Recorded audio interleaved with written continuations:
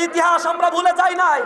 ফ্যাসিবাদ এই ইতিহাসকে ধামাচাপা দেওয়ার জন্য মিডিয়াগুলো যাতে নিউজ করতে না পারে, তখন Diganta television, Islamic television, channel one এমন পতিতদশা অনেকগুলো মিডিয়ার উপরে তারা হস্তক্ষেপ করে বন্ধ করে দিয়েছিল।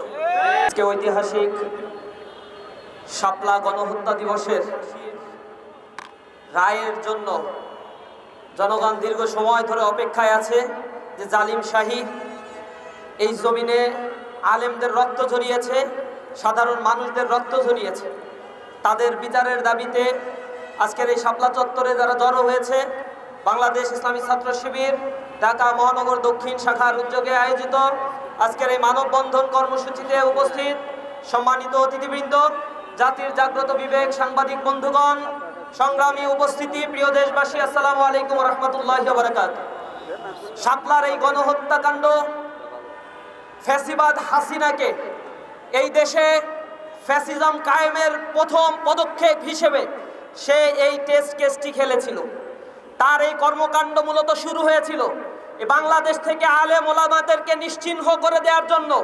বাংলাদেশের সর্ববৃহৎ ইসলামী সংগঠন বাংলাদেশ জামাত ইসলামী করার মধ্য দিয়ে বাংলাদেশকে নেতৃত্ব শূন্য করার এক নীল নকশা ফ্যাসিবাদী হাসিনা প্রণয়ন করেছিল। এই হত্যাকাণ্ডের ক্ষেত্রে আমরা তৎকালীন সময়ের মানবাধিকার কমিশন, সুশীল ব্যক্তিবর্গ, অনেক মিডিয়াদেরকে আমরা দেখেছি নীরব ভূমিকা পালন করেছিল। সেদিন শাহবাগে যে বাম ব্লক তারা অন্যায় দাবি নিয়ে সেখানে জড়ো হয়েছিল, সরকারের মদদে খিচুড়ি হালুয়া পাকিয়ে তাদেরকে নিরাপত্তা প্রদান করা হয়েছিল। আমরা দেখেছি সেই জায়গা থেকেই পরবর্তীতে এই ফ্যাসিবাদী হাসিনা নিজের মতো করে আইন প্রণয়ন করার মধ্য দিয়ে এই দেশকে এক করদ রাজ্যে সে পরিণত করেছিল। সেদিন তারা চিন্তা করেছিল বাংলাদেশকে আলেম ওলামা শূন্য করতে হবে। তখন আপনাদের জানা আছে তারা একটা ক্যাঙ্গারু ট্রাইব্যুনাল গঠন করেছিল, তথাকথিত আন্তর্জাতিক মানবাধিকার ট্রাইব্যুনাল, আন্তর্জাতিক অপরাধ ট্রাইব্যুনাল গঠন করা হয়েছিল। সেই অপরাধ ট্রাইব্যুনালে যাদেরকে বিচারক হিসেবে নিয়োগ দেওয়া হয়েছিল, নিজামুল হক অথবা ওবায়দুল হাসান অথবা যাদের চেয়ারম্যান করা হয়েছিল, তারা সবাই ছিল আওয়ামী দোসর, আওয়ামী লীগের নির্বাচিত একজন বিচারক, যারা তারা ঢাকা বিশ্ববিদ্যালয়ে পড়াকালীন সময়ে ছাত্রলীগের রাজনীতির সাথে জড়িত ছিল। তাদেরকে বাছাই করে বাংলাদেশের আইন অঙ্গনকে, বিচারালয়কে কলুষিত করে এই তথাকথিত ট্রাইব্যুনাল গঠন করে বিচারের নাটক মঞ্চস্থ করা হয়েছিল। আব্দুল কাদের মোল্লা ভাইকে তারা রায় দিয়েছিল যাবজ্জীবন, কারণ কোনো প্রমাণ খুঁজে পায় না। প্রচলিত যে আইন, সেই আইনের ব্যারিকেডে পড়ে না। তারা যখন এই বিচার করে সন্তুষ্ট হয় নাই, জনগণের রোষানলে পড়েছিল, তখন বামদের দ্বারা শাহবাগে তারা এক মব ক্রিয়েট করেছিল। এই স্বাধীন বাংলাদেশে প্রথম মবতন্ত্রের উৎপত্তি হয়েছিল এই শাহবাগে। আমরা সেদিন দেখেছিলাম এই শাহবাগে দাঁড়িয়ে তারা বলেছিল কোনো বিচার মানি না, ডাইরেক্ট ফাঁসি দিতে হবে। সেই ফাঁসির আবেদনের পরিপ্রেক্ষিতে সরকারের মদতপুষ্ট সকল মিডিয়াগুলোকে এখানে নিয়ে এসে ফুলে ফেপে বড় করে সেই ছোট্ট আন্দোলনকে দেখানো হয়েছিল। আমরা দেখেছি একটি আইনে বিচার করে রায় দেওয়ার পরে আবার সেই আইন পাল্টিয়ে যার রায় দেওয়া হয়েছে, ইতিহাসে এক বিরল ঘটনা ঘটিয়ে আবার সেই মানুষকেই ফাঁসির রায় দেওয়া হয়েছিল। অন্যায়ভাবে একের পর এক ফাঁসির কাস্টে ঝুলানো হয়েছিল। তখন শাহবাগে বসে বাম নাস্তিক ব্লগাররা তারা একে একে ইসলাম বিদ্বেষী কন্টেন্ট ক্রিয়েট করা, মাদকের অভয়ারণ্য তৈরি করা, নারী পুরুষ ফ্রি মিক্সিং করার মধ্য দিয়ে বাংলাদেশের সাংস্কৃতিক ব্যবস্থাকে, সমাজ কাঠামোকে তারা কলুষিত করে তুলেছিল। সেখানে ব্লগাররা একের পর এক আমার প্রিয় নবী হযরত মুহাম্মদ মুস্তাফা সাল্লাল্লাহু আলাইহি ওয়াসাল্লামের নামে, কুরুচিপূর্ণ তার পরিবারের নামে ন্যাক্কারজনক শব্দ তারা ব্যবহার করেছিল। সরকার তখন তাদের বিরুদ্ধে কোনো পদক্ষেপ নেয় নাই। ওই সরকার ছিল ইসলাম বিদ্বেষী নাস্তিক সরকার। এই ফাঁসিবাদ সরকার তখন তাদেরকে পৃষ্ঠপোষকতা দিয়েছিল। দেশের জনগণ তখন ফুঁসে উঠে বাংলাদেশের টেকনাফ থেকে তেতুলিয়া পর্যন্ত গণজাগরণ গড়ে তুলেছিল। প্রত্যন্ত এলাকাগুলোতে তারা কণ্ঠস্বর উচ্চকিত করে বলেছিল যে এই নাস্তিক ব্লগারদের বিচার নিশ্চিত করতে হবে। সেই বিচারের দাবিতে এই শাপলা চত্বরে তারা 5ই মে জড়ো হয়েছিল, কিন্তু তাদের সুষ্ঠু বিচার না করে, ধর্ম বিদ্বেষীদের বিরুদ্ধে ব্যবস্থা না নিয়ে সরকার সেদিন নীল নকশা প্রণয়ন করেছিল। আইন শৃঙ্খলা রক্ষাকারী বাহিনীর আওয়ামী পেটুয়া সদস্যদেরকে সেখানে নিয়োজিত করেছিল, বিজিবিদেরকে এখানে মোতায়েন করা হয়েছিল, গুম বাহিনী, র্যাব বাহিনীকে এখানে মোতায়েন করা হয়েছিল। এরপরে তারা নতুন নকশা করে গভীর রাতে, রাত 2:15 সময় তারা সকল আলো নিভিয়ে দিয়ে গণ হত্যাকাণ্ড এখানে ঘটানো হয়েছিল। ওই গভীর রজনীতে প্রায় 1,55,000 রাউন্ড গোলাবারুদ ব্যবহার করা হয়েছিল নিরস্ত্র মানুষের উপর। আঞ্জুমান মফিদুল ইসলামের রিপোর্ট মতে তারা বলছে 229 জন বেয়ারিশ লাশ তারা সেদিন দাফন করেছিল। সরকার বলেছে সার্চ লাইট দিয়েও নাকি মৃত্যুর সংখ্যা খুঁজে পাওয়া যাচ্ছে না। খুঁজা মানবাধিকার, তাদের মদতপুষ্ট কিছু মানবাধিকার কমিশন বলছে 11 জনের লাশ পাওয়া গিয়েছে।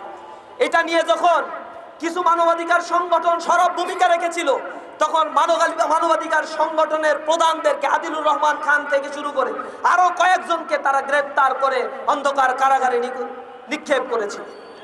পরের দিন আবার ন্যাক্কারজনক ঘটনা ঘটিয়েছে। এই আন্দোলনকে থামিয়ে দেওয়ার জন্য নারায়ণগঞ্জ, বাগেরহাট এবং হাটহাজারীতে 34 জন মানুষকে তারা গুলি করে হত্যা করেছে।